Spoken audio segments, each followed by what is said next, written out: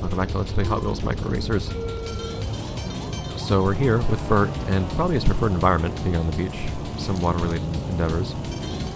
With a car that's a lot more balanced, controls a lot better. It's not perfect light. Come on. I guess the timing's just kind of awkward if you're using a faster car.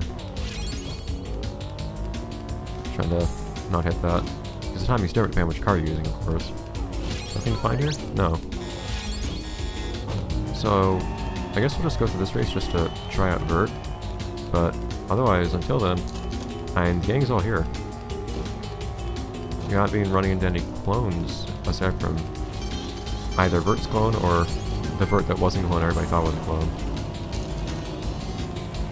Let's just say all of a sudden we noticed that Vert was actually racing with us in that last race, and we're not sure if Vert was actually a clone the whole time or not. The other Verts that we saw. Ah! Take the XT3 landing on top of you. Vert's not usually the aggressive type, but he is the king of interesting comebacks, as we saw right there. Jumping over XT3. Race makes some bombs though. Also, this race is longer. Is that part of the difficulty being higher? Races being longer? I did notice, I'm guessing that is the difficulty. The interesting thing I noticed is that... Seriously, man? If that really was a difficulty change, then the difficulty actually changed on its own when I went to the options there. It's kind of weird though. I'm just guessing it's actually difficulty. I don't know if it makes the cars any better in any capacity or what. The only thing I'm really sure of is it seems to make the number of laps increase. Which is a strange thing to do. Well, it seems I might be able to... Well no, it probably doesn't change the number of laps on Eliminator actually, or elimination races. Because you still need to have that tied to the number of racers. XT3's will last again. Good. It's always the case with XT3. XT3 just... And XT3 did, if I remember right, manage to actually find all the pieces to one of the cars too. What was it? It was for Denby. It'd make more sense if it was actually for Metacog, but... I mean, for a Gearhead, but that's just not how it worked out. Hey, Gearhead. Oh yeah, so we have new best times because we're doing a different number of laps now. Interesting. Well, in that case,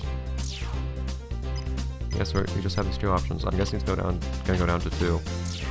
The older high scores and 3 laps on. If I go to the other eliminate, if I go to the other difficulty, that might be why Eliminator does actually save times, because normally times aren't shared between different difficulties, except. You're gonna have the same number of laps on Eliminator on every difficulty anyways, I guess. That is my guess. Okay. In that case, let's have Vert. Give everybody a real challenge. See what we can pull off here. Racing everyone again. So now Vert can actually increase everything for themselves. And Vert we know is a valuable asset. We know Vert's a valuable racer. That's why that focused on Vert specifically, of course, way back in times to beat that, where we had problems with the Phantom Racer. Come on, can we stop that? I'm always the one that gets hit by it too, because I'm going too fast. Everybody else is slow enough to not get hit by it. I'm really tired of getting hit by that. I actually tried to slow down that time too. So Vert versus Gearhead is what this is probably going to turn into overall. Position that I was going to make that jump. Oh wow, Gearhead actually made the jump, it seems to be implied. Or maybe not, maybe Gearhead just had a lead that was lost a little bit. Better cornering, but still not perfect with this car. Gear 2 is a nice, reliable car, but at least it's usually at least good enough. That's not a good way of putting it. GR2 is usually good enough of a car, and of course it is really just Vert that makes the difference. Also, that's not how we do that. Whoops. Big problem there.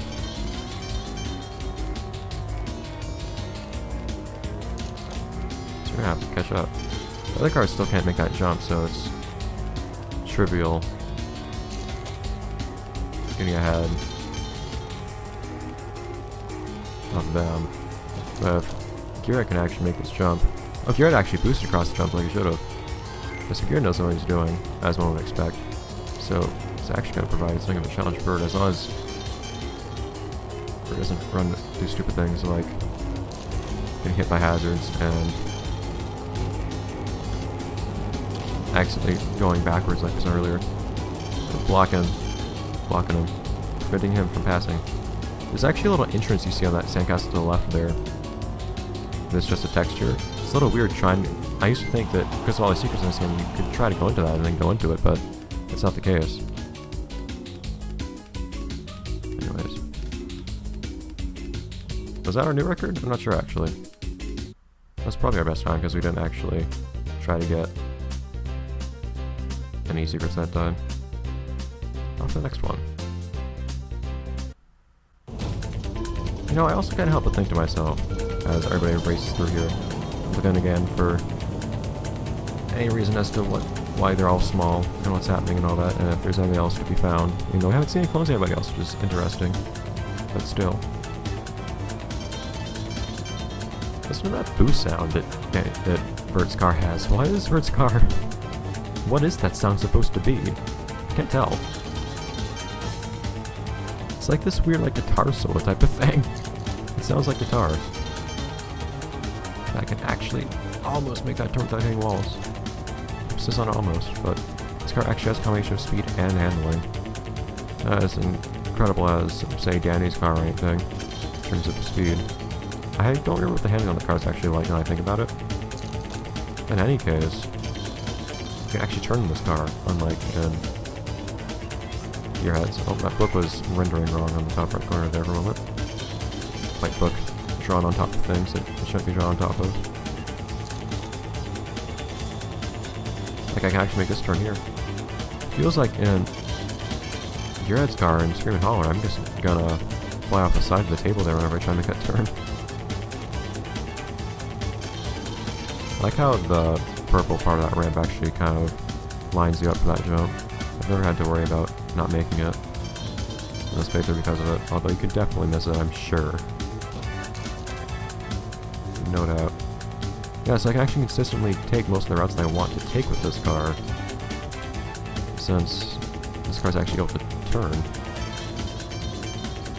That's not quite to the degree of Metacog or anything, but even so. I don't know if Metacog has a particular preference for different kinds of cars now I think about it. And the only car I really remember driving was the Ultra Roadster, was it? I think it was Ultra Roadster and Velocity X that he drove. I'm pretty sure, because he was in Ultra Roadster and Otto was in Shadow Jet.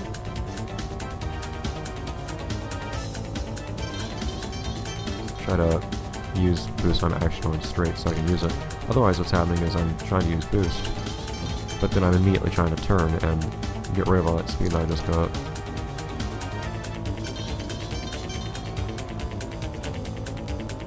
These cars need better tires, man.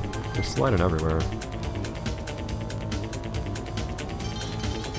Well, it's more that the steering of this game is kind of weird, because steering of this game, it's pretty obvious that it doesn't relate. Really. That's interesting kind of boost. Speaking of being worried about falling off that.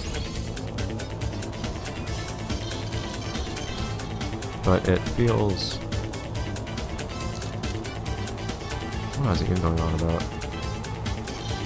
That's distracting me way too much. I'm trying to avoid doing that sort of thing, where I distract myself and then completely forget what I'm saying. I haven't done it this entire playthrough yet, I don't think. Not knowingly, at least. It's unfortunate. If it comes back to me, I'll say it, of course. But otherwise, we'll just keep on keeping on, since we're about done this race anyways. Oh, let's talk about the car's turning. Yeah. And they turn... Oh jeez, look at that! Circular! It's drifting in a circle. It's something straight out of World Race. That's cool. Showing off a little bit, but with a pretty big finish, so it's not surprising. What is that book on the right? Like, how's that... Is it... I can't tell what that's supposed to be, how it's supposed to be oriented or anything. It's because the pages go into one side that's actually... It looks like another cover of the book. Whatever. Beat everyone by quite a lot.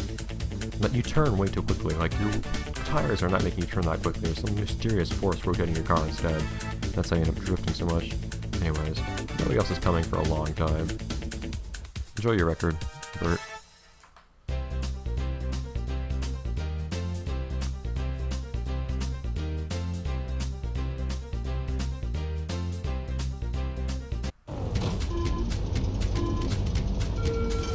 Well, let's see what we can make of our final race again with good old... Man, I'm surprised how well Garrett actually made that turn. I never had an easy time making that turn. Know your secrets, man. Well, how can you steer this way? I think that here is probably another matter, though. Well, I'm having a hard time doing that with this car anyways. Oops, I didn't even save time. Here's Gearhead again. It's actually got up pretty close, and surprisingly XC3 is up in front.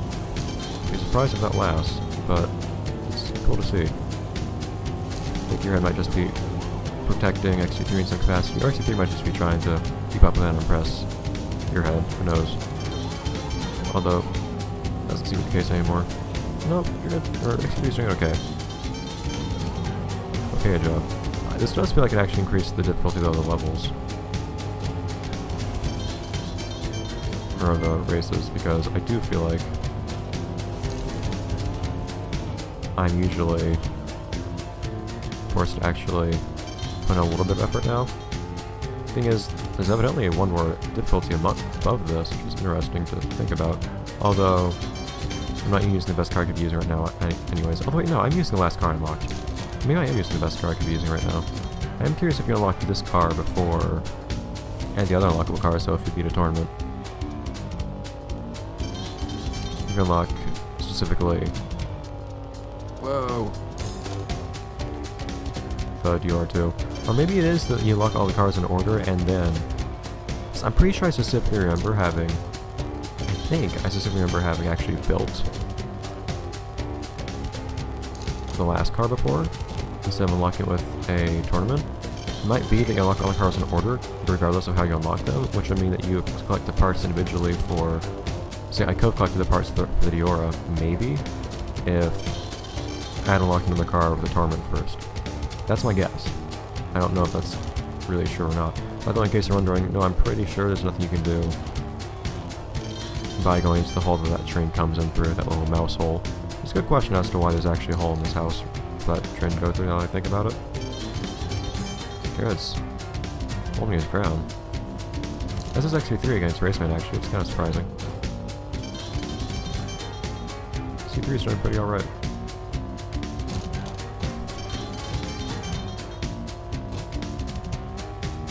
But we are staying ahead pretty comfortably here.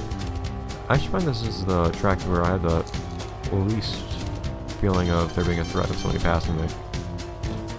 Because I don't really feel threatened by the train in the slightest. Whereas I feel a lot more threatened by the beach ball in the first course, in the beach course. Although here it's partly a matter of timing. Like, just where is the train when I come up in this part? Because that slowed me down a little bit, for instance. Although it was probably faster than trying to go around the long way. And then, on the second one, you have falling off of the side of the course and not making a jump, things like that. Which at least feels riskier than it necessarily is, although I have actually fallen off the side a couple times. At least once. So it's not a totally unfounded fear. Did I see outside the world on the left for a moment there? I think I did. And towards the top just there too. Game. Why aren't you drawing everything? You could have just like added some walls to this place or something? So man, Gearhead coming out close. Pretty serious racer there. And then XC3 is somewhere. Maybe XC3 and Racer just kind of gave up and they're having fun. They found something somewhere else. Maybe. Maybe they found something somewhere. We'll see. I think they found this. Just bear with me, it looks ever so vaguely similar with that tail part. I think they found that! Which is a little accidental and unfortunate. Also max difficulty now. And thus, then, with your flash of light, everybody is somewhere else again. And we'll see where that is next time in the next game. I will have one more episode of this, but from a canonical story perspective, that will be the final episode of Let's Play Hot Wheels Micro Racers. I'll see you guys next time, the next episode of this actually, where we just show off the new car, and probably new difficulty, stuff like that. But then, story-wise, I'll see you later in the next series. Whatever that will be, you'll find out. I have a plan and everything. Trust me. See you then, guys.